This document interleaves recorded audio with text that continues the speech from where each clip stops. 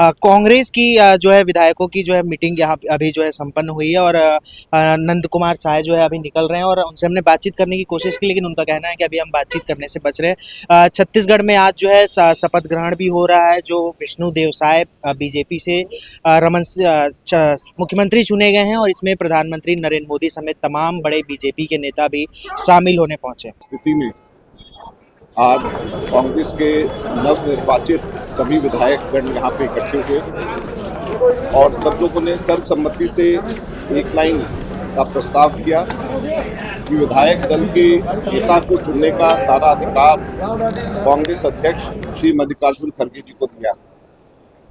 उसके पश्चात हम दोनों ने हर विधायक से एक एक करके अलग से बात की, उनके विचार जाने और पूरी रिपोर्ट हम लोग हाईकमांड को आज दिल्ली जाएंगे और लीडरशिप को हम पूरी रिपोर्ट इसकी दे देंगे। धन्यवाद।